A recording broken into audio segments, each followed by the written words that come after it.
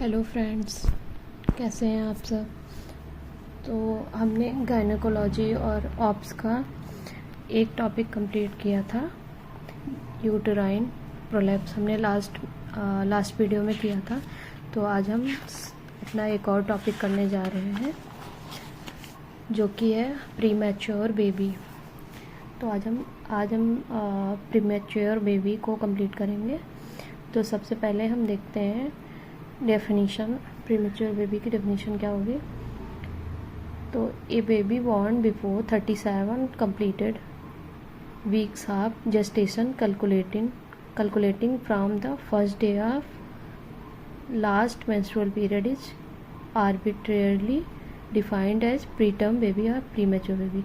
तो क्या होता है कि ऐसा बेबी जो अपने 37 जो उसके वीक्स होते हैं, 37 कंप्लीटेड वीक्स जो होते हैं जेस्टेशन के, उसके पहले बॉर्न होता है, तो उसको हम प्रीमेच्योर बेबी कहते हैं। मतलब ये जो पीरियड है, ये 37 कंप्लीटेड वीक्स जो हम कैलकुलेट करेंगे, ये हम कैलकुलेट करेंगे first day of last menstrual period से। जब उसको लास्ट मेंस्ट्रुअल पीरियड हुआ था, उसके फर्स्ट डे से मतलब कैलकुलेट करेंगे, ठीक है।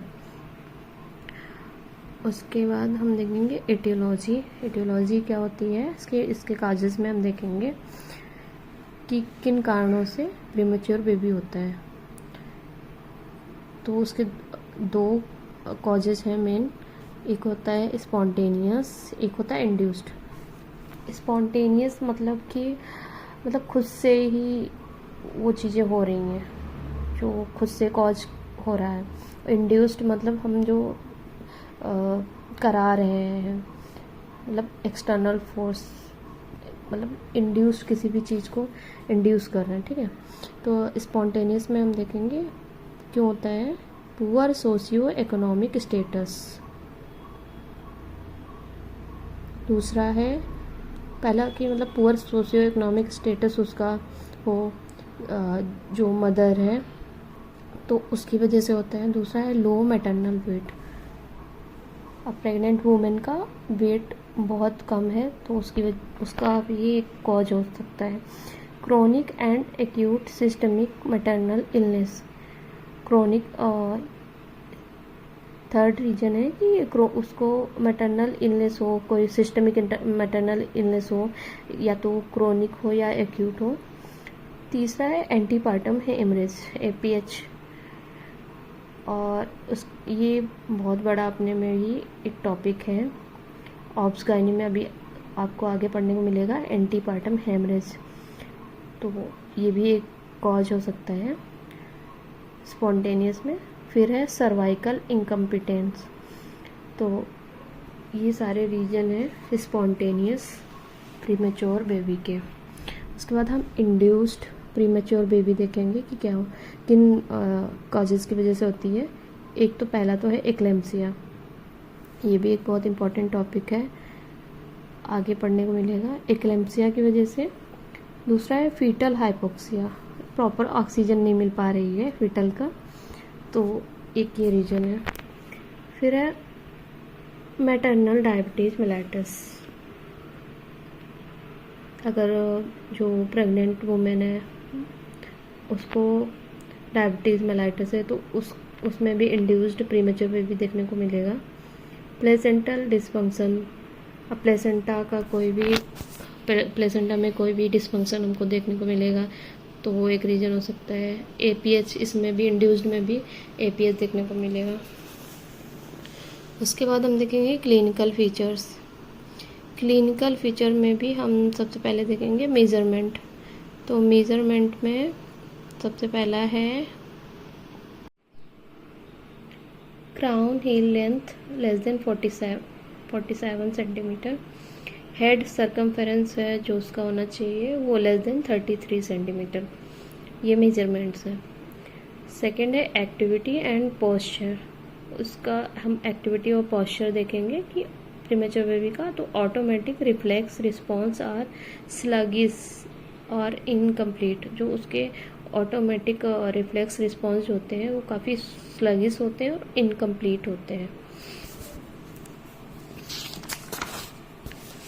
उसके बाद है baby assumes an extended posture due to poor tone. अब पुअर टोन की वजह से बेबी को अज्यूम कर सकता है ये एक्सटेंडेड पोस्चर, उसका जो पोस्चर होगा वो एक्सटेंडेड देखने को मिलेगा। फेस एंड हेड, फेस और हेड कैसा मिलेगा? Face appears small, small face देखने को मिलेगा, और उसके हेड का साइज जो होता है वो लार्ज होता है, large head size. Skin and subcutaneous tissue, skin is thin gelatinous shiny, उसकी स्किन थिन होगी, जिलेटिनस होगी और शाइनी होगी। एंड एक्सेसिवली पिंक, ज़्यादातर पिंक देखने को मिलेगी, बहुत ज़्यादा pink. Subcutaneous fat is deficient, वहाँ पे सबक्यूटेनियस फैट जो है बहुत कम देखने को मिलेगा, काफ़ी कम होगा। फिर हम जेनाइटल्स में देखेंगे कि जेनाइटल से कैसे उसके क्लिनिकल फीचर्स। मेल में जो है टेस्टिस अनडिसेंडेड, तो मेल में देखेंगे कि टेस्टिस डिसेंड नहीं किए होते हैं। स्क्रोटम पुअर डेवलप, जो उसका स्क्रोटम होगा वो उसमें पुअर डेवलपमेंट देखने को मिलेगा। फीमेल में देखेंगे labia majora widely separated with exposing labia minora. Female में लेबिया मेजोरा जो होती है वो काफ़ी वाइडली सेपरेटेड होती है, और लेबिया जो कि एक्सपोज करके एक्सपोजिंग लेबिया माइनोरा, उसमें लेबिया माइनोरा काफ़ी एक्सपोज देखने को मिलेगी। कॉम्प्लिकेशन में है एस्पाइक्सिया। अब हम कॉम्प्लिकेशन देखेंगे प्रीमेच्योर बेबी के, क्या क्या कॉम्प्लिकेशंस हो सकते हैं। तो एस्पाइक्सिया देखने को मिलेगा, हाइपोथर्मिया, पल्मोनरी सिंड्रोम, फिर है सेरेब्रल हैमरेज, नियोनेटल शॉक देखने को मिलेगा, हाइपोग्लाइसीमिया के बाद इन्फेक्शन हो सकता है एक कॉम्प्लिकेशन। फिर है जॉन्डिस, एनीमिया, ये सारे कॉम्प्लिकेशंस हमें प्रीमेच्योर बेबी में देखने को मिलेंगे। फिर उसके बाद हम मैनेजमेंट देखेंगे कि प्रीमेच्योर बेबी का हम मैनेजमेंट कैसे करेंगे। तो उसमें पहला है अरेस्ट ऑफ प्रीमेच्योर लेबर। तो क्या होता है, प्रीमेच्योर लेबर को ही अरेस्ट कर लिया जाता है। जैसे कैसे करेंगे, बेड रेस्ट एंड सिडेशन, हम पूरा कंप्लीट बेड रेस्ट देंगे, सिडेशन देंगे उसको। Ethanol MgSO4। उसके बाद हम इंडक्शन ऑफ प्रीमेच्योर लेबी का हम इंडक्शन कैसे करेंगे। एंटीनेटल कार्टिकोस्टेरॉइड्स देंगे, L/S रेशियो, L/S हो गया लेसेथिन स्फिंजोमाइलिन रेशियो, ठीक है। फिर उसके बाद optimal management at birth, optimal management birth के टाइम पे क्या क्या होना चाहिए। डिलेड क्लैंपिंग ऑफ कॉर्ड की जो क्लैंपिंग है वो डिलेड होती है। विटामिन के 1 मिलीग्राम इंट्रामस्कुलरली देते हैं, ठीक है। उसके बाद मॉनिटरिंग करेंगे, मॉनिटरिंग में वाइटल साइंस देखेंगे, वाइटल साइंस को मॉनिटर करेंगे, एक्टिविटी एंड बिहेवियर को मॉनिटर करेंगे, temperature of feeds, tolerance of feeds. फिर उसके बाद केयर ऑफ न्यूबॉर्न, के जो प्रीमेच्योर बेबी हुआ है उसकी केयर कैसे करेंगे हम। कुशन्ड बेड उसका होना चाहिए, प्रोवाइड वार्मथ, उसको प्रॉपर वार्मथ मिलनी चाहिए।